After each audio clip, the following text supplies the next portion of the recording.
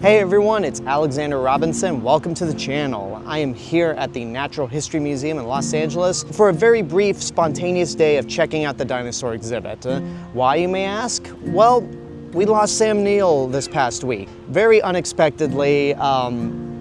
He was, for a lot of 90s kids, he was important to our lives because he was Dr. Alan Grant from Jurassic Park, which got my Jurassic Park shirt on, and I know that series is more based around science fiction than actual hard science for dinosaurs, but he made us all interested in dinosaurs as kids. So I feel like this might be the best way to pay tribute to him, more than going on Jurassic World at Universal Studios Hollywood. And this museum even has a 40-minute T-Rex documentary that he narrates. So I think that is much more fitting to check out.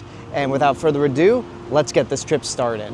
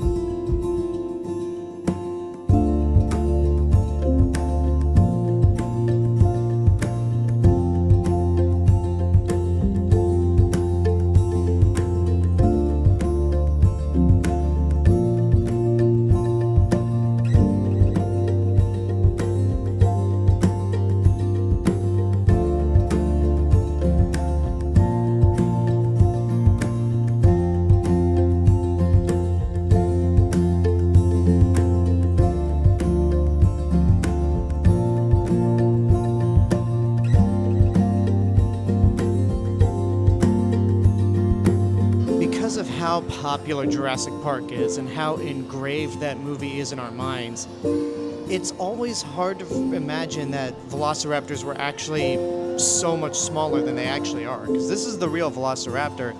But I also think that goes for the T-Rex, because the T-Rex skeleton they have here, and even the one they have outside of this exhibit, it looks so much smaller than the T-Rexes we see in the Jurassic Park films. I mean, that's a baby down there, and that's a juvenile. But this T-Rex looks significantly smaller, not by a lot because it's still big, but they really did amplify the sizes of all the dinosaurs in Jurassic Park.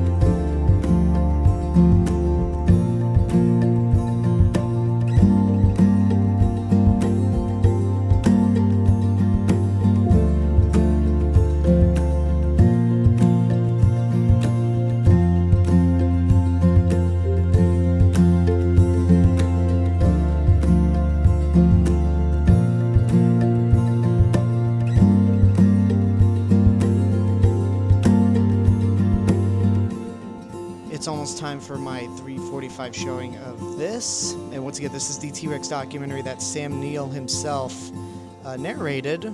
And I've never actually been to the museum theater here, so this should be a fun first time. So the museum theater is this way, I believe, as we pass. Is this Diplodocus? Let's see. No, it's not Uli, which is a type of Diplodocus. That's one of the great things about museums, is that you learn something every time you go. Like, for a long time, I always thought that this was a Diplodocus skeleton. Jurassic Park can't teach you this. So I've never been in this area of the museum. This is the theater gallery right next to the Welcome Center. And it's basically a waiting area before you enter the theater, and I guess a little preview of what you can expect from the museum. Because a lot of these exhibits, photographs, and what they have display on that projector over there, it kind of works like a, hey, here's what you can expect from our museum. And yeah, so we're just waiting to enter the theater for the movie, and I'll see you on the other side. All right, so I'm out of the movie. In fact, the museum's actually closed. It's well past 5. I spent a little more time just wandering the museum, taking photos, taking B-roll for this video. The movie itself was fine. It was just a standard 40-minute natural history museum movie. And the one thing I didn't know is that this is actually supposed to be about the skeleton in the Dino Hall that I mentioned earlier, that I said, man, that's a lot smaller than the T-Rex from Jurassic Park. And it turns out there's a reason for that, because the title of the movie is actually The Story of Thomas, which is that T-Rex skeleton in the Dino Hall. And the thing about that skeleton is that it's actually not fully grown. It's a subadult, as they say in the movie.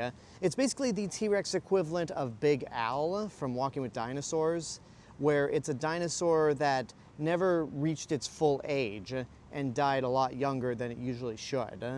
I mean, Al died at 6 years old, whereas Thomas died at 17, but that kind of makes a lot of sense why that T-Rex seemed pretty small. And even when I went back out to the dueling dino skeleton in the center of the museum, that T-Rex is bigger than Thomas, but still relatively small compared to the ones in Jurassic Park. But yeah, that's gonna do it for this day. This was just a short, impromptu visit to the Natural History Museum to pay tribute to Sam Neill in a way. I know Jurassic Park is a small portion of his career because he's had a whole career beyond and even before Jurassic Park, but Dr. Grant is his most iconic role. And even though I was well into dinosaurs before seeing Jurassic Park, his performance and just the way his character talks about dinosaurs made me really fall in love with them even more. And at some point in my life, I wanted to be a paleontologist.